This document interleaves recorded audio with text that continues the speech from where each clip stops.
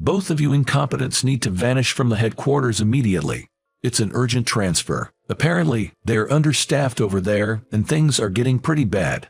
Chuck, the department head, sneered as he ordered the transfer. What the heck? This is just harassment in the form of an emergency demotion. But next to me, George, my junior colleague, didn't seem to mind. Working at the Dream headquarters was fulfilling, but Chick's harassment was unbearable. Day after day, only George and I were forced into pointless overtime. If we got along with any employees, he'd harass them too. Naturally, we ended up isolated within the company due to Chuck. There were even times when we couldn't see company-wide emails, all thanks to Chuck's harassment. Our computers were the only ones set to trash internal emails automatically. I just couldn't deal with this anymore. Just when I was fed up with this ridiculous boss, comes this absurd emergency demotion. Goodbye, useless employees. It'll be refreshing not having you around, Chuck said with a sleazy smile as he saw us off. Yes, we'll do our best at the new location, George replied with a broad salesman's smile. Yeah, good riddance to him, and I'm glad to have a fresh start at a new place. In my heart, I was responding the same way to Chuck. My name is Joe. I've been working at this car manufacturer for 5 years. But now, I've been happily demoted. The reason was that I stood up for George, who was desperately enduring Chick's bullying. The moment I defended him, I too was branded as an incompetent employee and suffered Chick's harassment alongside George. But this demotion means a goodbye to Chuck, which feels refreshing. George and I were assigned to manage a small dealership in a remote town, but this place is dirtier than I expected. This area's been declining, and we hardly get any customers. That's what Dan, a longtime salesperson here, said. The previous manager apparently neglected the store's maintenance and was terrible at customer service. That was apparently because the previous manager lost motivation due to the lack of customers. Got it, so let's start with cleaning up the place. George, you start with the windows. Yes, boss. Are we starting right now? Notice something, act immediately.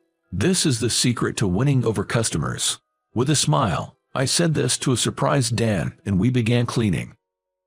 While cleaning, we decided to also quickly check the scattered documents and the condition of the cars on display.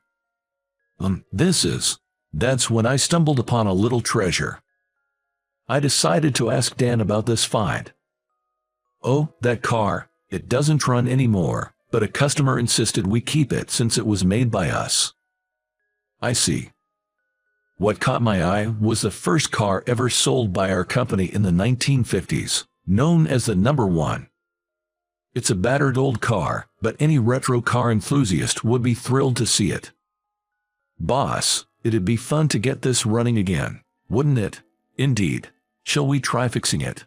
But to fix it, the engine's ruined, right? Besides, we can't put our budget into a wrecked car like this. Don't worry about it. I'll handle the costs with my savings. Leave it to me. Believe it or not, I'm actually a certified auto mechanic. I'm quite the car enthusiast. Back when I was at the headquarters, I tried restoring vintage cars several times. Well then, first things first, let's search the internet for someone who has an engine. Worst case, we might have to build the parts from scratch. If it comes to that, we're out of our depth. No worries. When the time comes, we'll have some help. Yes, right. George grinned at my words. Help. Do you know someone else who's an expert on cars? Dan looked puzzled, and I smiled confidently.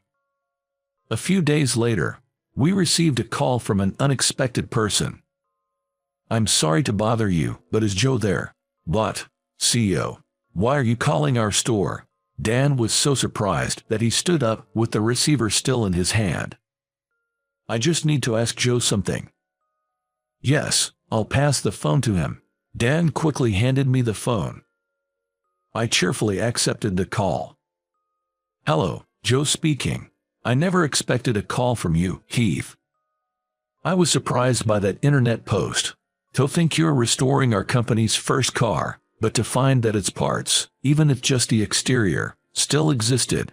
Yes, it was quite a shock. The engine is preserved at the headquarters, but restoring it is nearly impossible without the blueprints or molds for the other parts.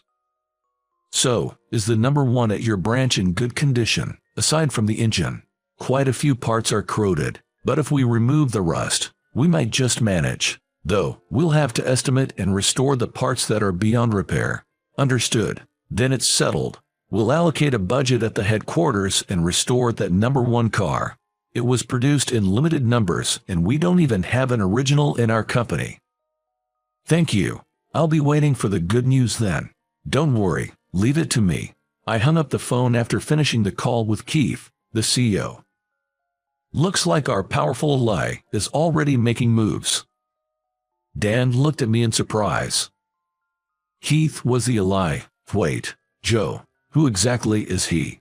We're nothing special. Back at headquarters, we've worked on restoring vintage cars a few times. The CEO himself got involved in those projects. George said what I wanted to say. I get it now. You intentionally called for the restoration of that car on the internet to draw attention from headquarters. Exactly. There were more enthusiasts than I expected. We even made a bit of a buzz on social media. George proudly showed Dan the phone screen. It displayed many passionate responses from car enthusiasts wishing for the revival of the number one car. I want to see the number one car in action. Looking forward to its revival. Among the responses were offers like, I have a listed number one car in my barn. I can send details if you contact me. Even from our corporate PR department sent an enthusiastic message. Hi, this is Nina from PR. Can we feature this story? This will definitely get the Keith's attention. Dan smiled, impressed. But why did headquarters demote talented folks like George and Joe? It's a loss for our company to transfer people who can contribute so much. Well, there was someone at headquarters who held a grudge against Joe. We actually welcomed the demotion to get away from that guy. Really? Dan looked puzzled by our words. But Dan, can you contact the original owner of this number one car? We need to check with them before we start fixing it. Understood. I'll look into it. Also, if you have a list of customers, I'd like to review it. If things go well, we'll want to showcase this to them. Sure thing. Saying that, Dan brought over a thick bundle of documents. Seeing it, I was truly astonished. Isn't the customer information digitized? Or is this just a backup in case something happens? I'm sorry. This is our customer information. I'm not good with computers. That's a problem. My apologies. Then, let's hire an office assistant who's good with computers. Work with them to digitize these documents. And let's make it a rule to clean the office for 30 minutes every day. It won't happen overnight, but we'll get there bit by bit. Got it. I'll contact the job center right away about hiring an office assistant.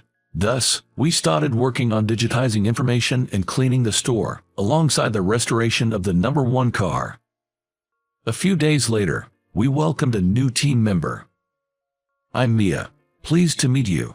The office assistant we hired was a recent college graduate. She's quite a beauty. Affected by the recession, it seems she's had trouble finding a job. Now, she's returned to her hometown and is doing part-time work and helping out at home. It really gets you down. Even after graduating from college, finding a job is so tough these days. While voicing her complaints, she and Dan were busy entering customer information into the computer. You type really fast, Dan commented. She laughed and replied, well, you can't write a thesis in college without being able to use a computer. Thanks to the arrival of this efficient young woman, the workplace suddenly seemed more vibrant. Within about 3 days, all the customer information was entered into the computer, making it easy to access any client's personal details. In her spare time, she even helped clean, and the once dirty store was now spotlessly clean. However, It's been a while since we've heard about the number one car's engine from headquarters, George mused. Yeah, it's been 2 weeks since Keith's call, I replied.